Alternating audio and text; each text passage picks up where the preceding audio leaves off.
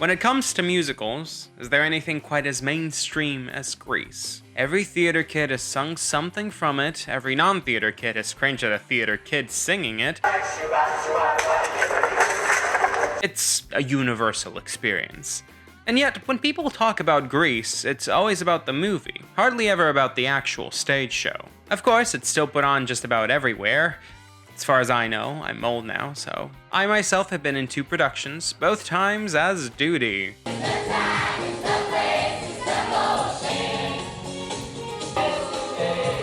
And before you ask, no, I've never touched a guitar before or since. But even the current productions of Grease are a far cry from the original Broadway musical from 1972, and an even further cry from the Chicago original from '71.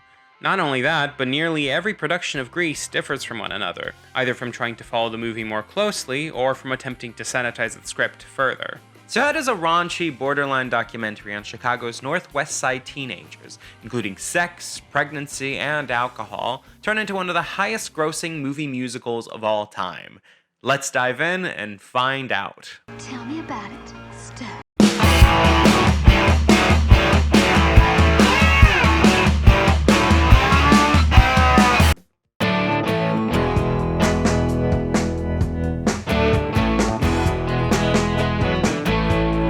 We start our story in 1963 Chicago, where theater composer, lyricist, writer, and actor Warren Casey first met Jim Jacobs, fellow theater composer, lyricist, writer, and actor, while they were both working in the Chicago Stage Guild. In 1970, the two would get to talking during a cast party about creating a musical with genuine late 50s rock music, one about greasers and their girlfriends, their lifestyles revolving around oily hairdos, cars, and fast food. What do all those have in common?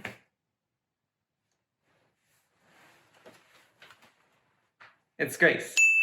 This little idea would be developed once Casey got fired from his job, which led him to writing the pajama party scene, and bam, the production was soon underway and Grease opened up in 1971 in the Kingston Mines Theater, Chicago.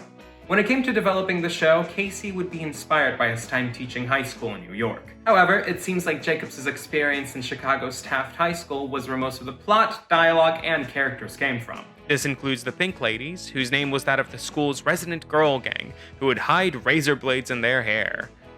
That's why her hair is so big, it's full of razor blades. The boy gang is a bit trickier, with apparently several gangs believing they were the basis for the then called Burger Palace Boys, including one called the Goombas.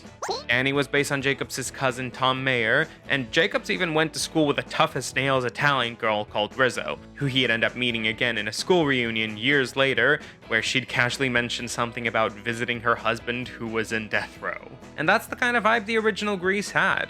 These are rebellious teens with a willingness/propensity to break the law. According to William Leonard from the Chicago Tribune, they were a bunch of foul-mouthed, lazy, brawling, useless, cheating, disrespectful no-goods. But that's what made the whole thing magical. And boy, were they foul-mouthed. What kind of job? A tattoo, dip. This was a big feature of the original production. These were teenagers, and their language was meant to reflect it, to the point where Jacobs and Casey deliberately set out to have their audience clutching at their pearls with terms like fart blossoms.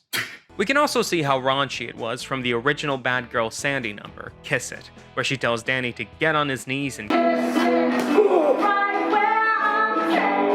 it was also just generally grittier than anything you'd expect from Grease nowadays. Even the set was just backdrops painted on brown paper, with the show costing less than $200 to put on, most of which went towards the Grease Lightning car.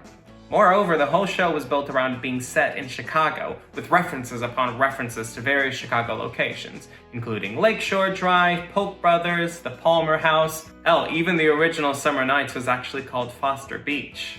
Finally, the show as a whole was more of an ensemble piece as opposed to the Danny and Sandy show featuring Rizzo. If you've only ever watched the movie, you'd think those are about the only 3 characters who get their own solos, but in the original version of Grease, just about every character had their own song. It's a true ensemble work, and and that of course is missing from the movie. The fact that the other characters each get a song and they're develop their relationship. Many of these still exist in the musical, including Marty's Freddie My Love, Jan and Roger's Mooning, Duty's Those Magic Changes, then called Rock Progression, and Kanicki's Grease Lightning. But this original production also featured solos for both cheerleader Patty, this being Yuck, a song about how disgusted boys are of her, and how she misinterprets this as total adoration, and Teacher Miss Lynch, a song called In My Day, where she tells Patty about what life and romance were like way back when. Is my day really so long ago? This production also featured the Boogeyman Boogie in place of the future Born to Hand Jive,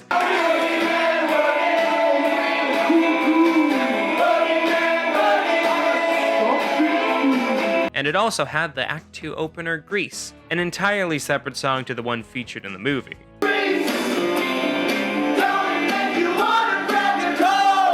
And there were even characters that wouldn't make it past this point, including the school's principal, Mr./Dr. Devlin, and the sixth Burger Palace boy, a nerdy cartoonist called Kaneki, with Danny's second-in-command actually being called Miller at this point. The opening to the show was Rydell High's Class of 1959's 10-year reunion, being hosted by Eugene, Patty, Miss Lynch, and the principal, with the audience acting as part of the event. But this is one of those framing devices that never actually comes back around, a la the Phantom of the Opera's opening auction. Another thing to note here is that Jim Jacobs has described the original production as two-thirds book with only incidental rock and roll numbers, which has led many people to claim that it wasn't originally a musical, but it was totally a musical. It even branded itself as such. And it was also a hit, to the point where there was standing room only. Never mind that supposedly there weren't any chairs to start with, that's besides the point.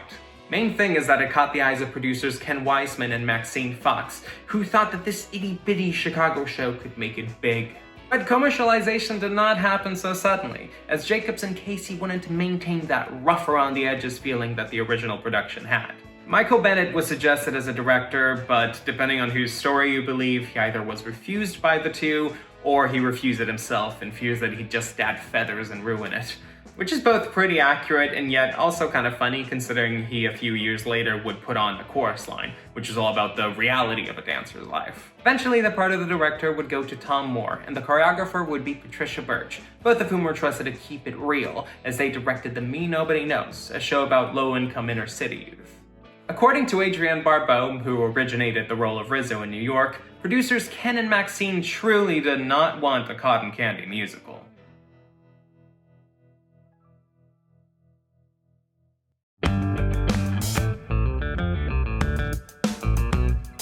But some cotton candy does slip in at this point. Of course, there had been previous real and raunchy musicals such as Hair leading up to the off-Broadway opening of Grease, but there is such a thing as a production being a bit too rough around the edges for the mainstream theater-going bourgeoisie. Oh my. Although the feeling of roughness was maintained by opening the show after only 3 weeks and a half of rehearsals, this transfer removed some of Grease's uniqueness. Firstly, the many references to Chicago landmarks had to be erased in order to create a show that made sense to the New York crowds. This led to some big changes, including the transformation of Foster Beach into Summer Nights. Foster Beach, no one knows what that is in New York. Why don't you just make it the lake or the beach? Oh, okay.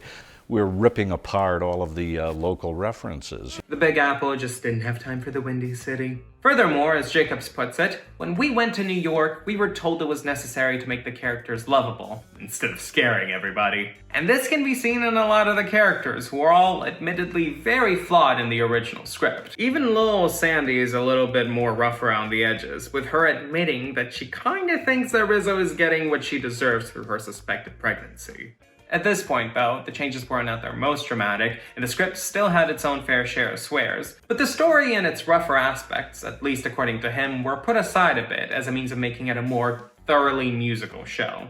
You know, that whole claim about 2/3 book, 1/3 music. We took a 3/4 book, 1/4 music show and turned it into a 3/4 music, 1/4 book show. Though there were actually fewer songs in the New York version of the script, this claim makes a bit more sense when he goes on to explain how it's about how the script went from being more about, gang business to being more about dancing and singing. Moreover, the songs that were kept were actually extended, like Rock and Roll Party Queen and Look at Me, I'm Sandra Dee. This version of the show opened to not so great reviews, including a television reviewer claiming it was the worst thing they had ever seen, and the New York Times calling it a joke that quickly wears thin. We opened to very mediocre and mixed and bad reviews, and we all thought we were going home the next day. Yeah. Yes, the critics were not very kind to us. They didn't get it. But the audience loved it. Luckily for those involved, though, the audience seemed to get its appeal immediately, with the off-Broadway run lasting for 128 performances, and the show soon moving to Broadway's Broadhurst Theater, and then to the Royale Theater, where it would become the longest-running Broadway musical of all time in 1980, until a chorus line eventually beat it. Michael Bennett sends his regards. But the general atmosphere of Grease was noted to be one of its most successful factors. A review on the Daily News read, "The boys wear ducktails and pompadours and leather jackets and behave like latter-day dead-ends kids, or better yet, their West Side Story contemporaries. The girls wear curls, bobby socks, pedal pushers, and the like, and are as immoral as the boys. And both groups revel in gutter language, I should caution you, sometimes carrying it to extremes. But the main thing is, they're all great fun." And someone else who was apparently very much into it was producer Alan Carr. No, not that Alan Carr, who apparently really wanted the film rights to the show after seeing it off-Broadway. Unfortunately for him, Ralph Bakshi, the man behind the animated Lord of the Rings movie, had gotten in there before him and was planning on making it an animated X-rated fic. They said that at the end, Danny Zuko commits suicide. Don't make me laugh. Ha, ha, ha. So, Warren and I went, yeah, well, maybe. We walk out of the room. Holy cow, man, what is that? No shade, but I think we can all be somewhat thankful this fell through. And so Carr got his hands on it and started developing it into the movie that we all know and love today. Some alumni from the musical would make it in, such as Jamie Donnelly and Jeff Conaway, both coming in from Broadway, and John Travolta, who actually played duty both on tour and on Broadway. But this is where the story of Grease really dilutes itself.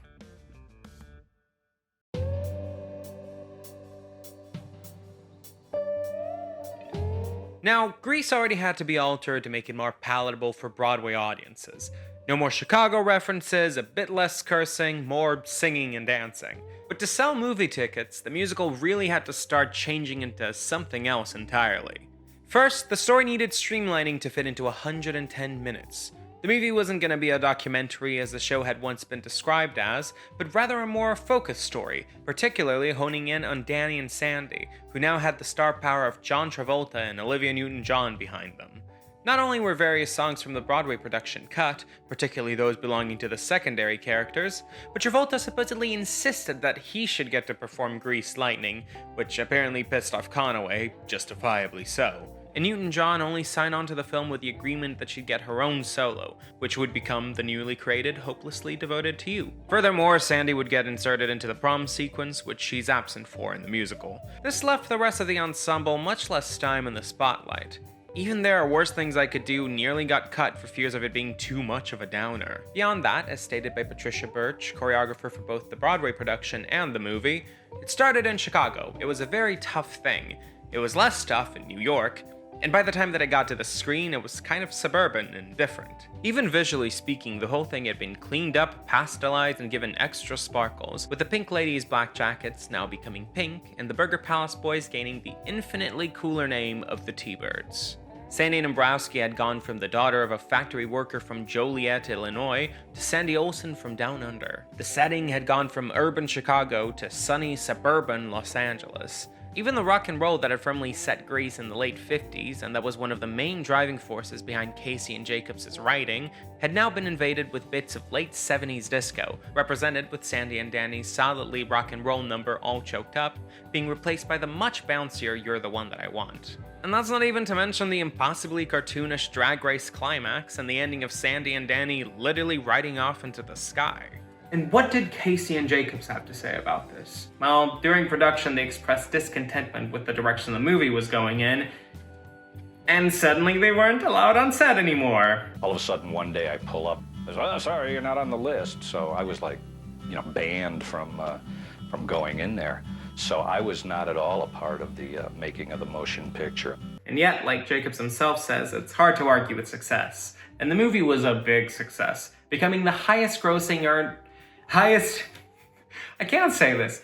Becoming the becoming the highest grossing live-action movie musical of all time, until Les Mis 2012 overtook it. But not all critics agreed with its success. To quote infamous film critic Rex Reed, "The movie should be on the obituary page. It was made by nitwits. The music was atrocious, and Newton-John sounds like a tone-deaf cow and makes a screen debut that has all the charisma of rancid buttermilk."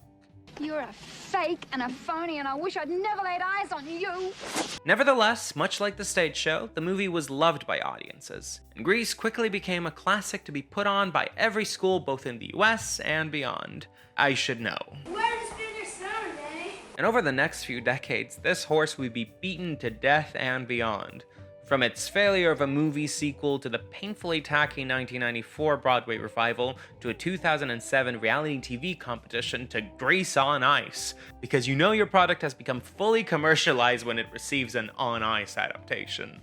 And if rumors are to be believed, supposedly High School Musical came from the original 1999 script for an unproduced Grease 3 starring Britney Spears and Justin Timberlake, which just goes to show how sanitized the franchise had become. The story and songs from the original would slowly but surely get swallowed up by the movies. Even the class reunion opening ended up being replaced by the movie's opening song. Casey never got to see just how far Grease would go, having died in 1988 from AIDS-related complications. But Grease mania exists to this day, with the franchise still getting new entries even now because it truly is that embedded into public consciousness. Grease is, in a lot of ways, the epitome of a 50s nostalgia fantasy. It's the idea of a reality that is both sugary sweet and yet superficially edgy. Even the current Grease UK tour claims itself to be both grittier and more glamorous than ever, which totally makes sense. And with each new production, Jacobs noticed the trend. The funny thing about it is that anyone who's seen a previous version of it thinks they've seen something better than you've seen. When it went to New York, people would say, "Oh, we saw Grease on Broadway." And people from Chicago would say, "You should have seen it in Chicago. Then it was really good." Then the movie came out and people were saying, "Did you see the movie of Grease?" And others would say, "Didn't you see it on Broadway?" "Oh, well, you missed it because that was it. The movie's nothing." Now I want to get it out there that adapting the stage show to follow the movie more closely isn't necessarily a bad thing. I think I'd be remiss to say that the stage show isn't a bit messy when it comes to its actual plot. Besides, stories can evolve with time, especially once a specific version of it has done really well. I mean, why wouldn't you want to replicate that instead of going with what came before, which may have been successful, but not as successful? Yet, weirdly enough, the closer the stage show got to the movie, the more sanitized it became, until it overtook the cleanliness of even the movie, losing any edge or parody that the original had. The 2007 Broadway revival was one of its least successful major stage versions so far, being described as so squeaky clean you could eat your Sunday supper from it. Also, it'd be silly of me not to even note how the original also skips over a few things that were happening at that time and makes them quite sanitized. No mention of war, no mention of race, nothing like that, but whatever.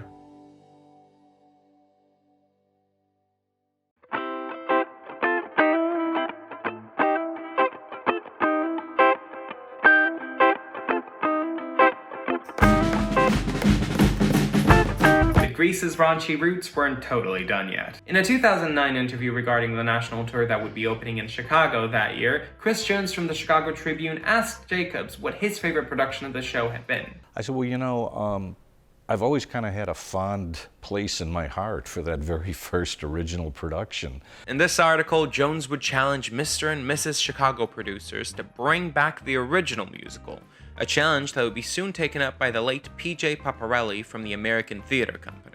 This led to a whole reconstruction of something that could be considered the original version of the show. Not only were all the original songs restored, but songs and even an extra scene that were scrapped during rehearsals would make it through as well, including the tattoo song about the Burger Palace boys getting tattooed together. We want a shooting star, we want a racing car, we want Woody Woodpecker with a big cigar. And Coming At Ya, with them pitching pennies to decide whose money is going to be used to buy alcohol. Better gobble up the ante, up your ante since you think you're pretty hot. Danny would lose Alone at the Drive-In movie, which is now given to Kenickie, the actual owner of the Greased Lightning, but would gain How Big I'm Gonna Be, a song about his own dreams of fame, created from old unused lyrics and chords by Casey. I think we all agree how big it's gonna be. Even the sixth Burger Palace boy would now come back, now named Miller.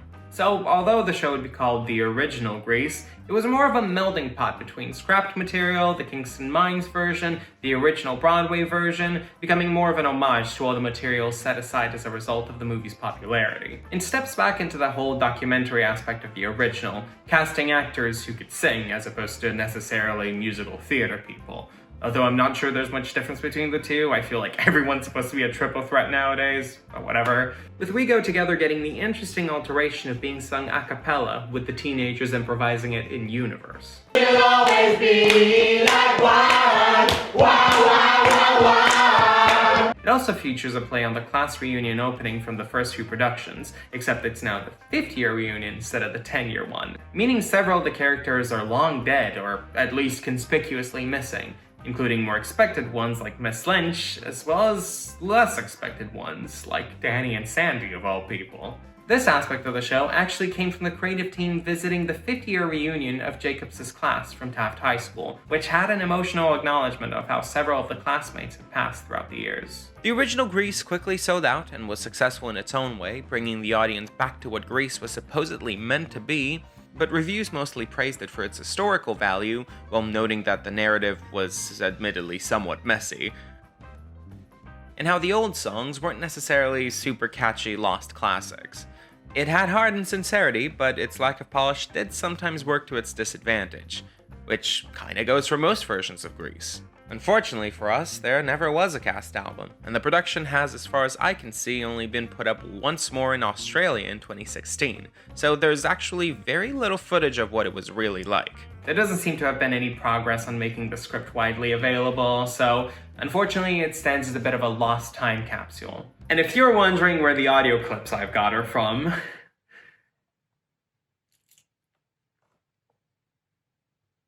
but Grease isn't dead. In a way, we can either focus on what has been lost, or try to enjoy what has been added to it. Look at 2016's Grease Life, for example. It's far removed from the original Grease, indulging in the movie's songs and including the drag race subplot, and yet it brought several parts of the stage show to the small screen, all the while adding its own flavor, which in this case includes a 50s rendition of Cake by the Ocean. It was 2016, who can blame them? It also actually tries to give Sandy's transformation proper substance, pushing the idea that she actively wants to break free, and finally solves that age-old the movie's saying the woman has to change for the man problem. Side note, Jacobs made it clear that the ending was actually meant to poke fun at movies where the cool guy would turn into a fine, upstanding citizen at the end, so it's not really that deep, but I can understand how such a twist can be interpreted as a not-so-great message, blah blah blah blah blah. I would personally say that Grease Life stands as one of the few successful live TV musicals, but others have questioned its validity as one of the biggest representations of Grease. The claims from Grease Life director Thomas Kail about how they were trying to recapture the spirit of the movie and the musical angered some, particularly Chicago readers Michael Miner, who questions what spirit it was trying to recapture. If it's the watered-down, Baudelaireized spirit of the show that reached New York in the silver screen, then it's singly rude. And this production was still an ever-clean Archie comics like Grease.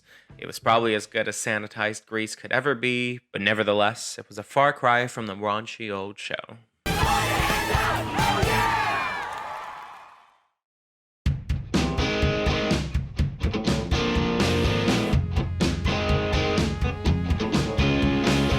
So, where does this leave Grease? Well, the 1978 movie is still its most popular version. As it stands, it's unlikely that anything is ever gonna beat Johnny and Livy in their tightest clothes. The sanitization that Grease has gone through to appease New York audiences, then moviegoers, then actual literal children, has come with both good and bad. It's no longer a documentary about what life was like for the rebellious teenagers of the era, but rather a love story that borders on fantasy set with a 50s backdrop. It's no longer raunchy and rough around the edges, but the cleaned up aspects of the show have clearly, at least partially, contributed to its success. From the very marketable Pink Ladies Pink Jackets to You're the One That I Want.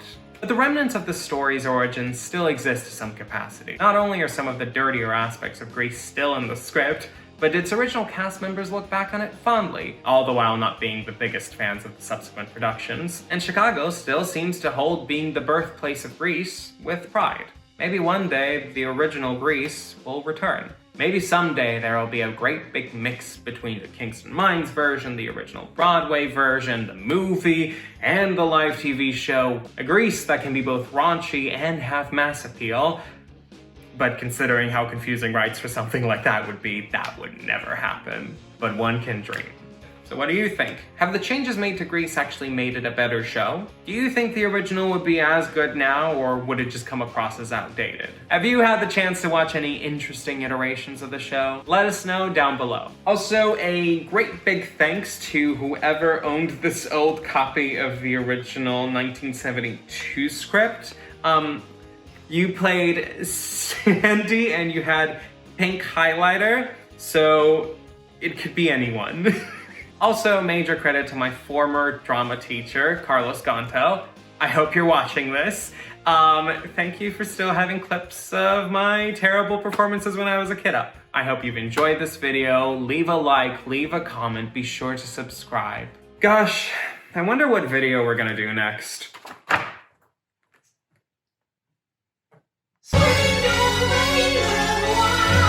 Well, that just about concludes our memorable little stroll through our treasured past here at Rydell. But before we go, I ask you now to take a look around the room tonight at your classmates.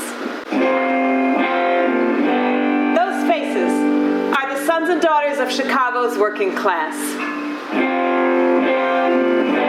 Some were the first in their family to go to college. Some went to work alongside their fathers in the factory. And some served our country in Vietnam. But wherever life has taken us, we will always be America's first rock and roll generation. And our roots were right here in Chicago's Northwest Side.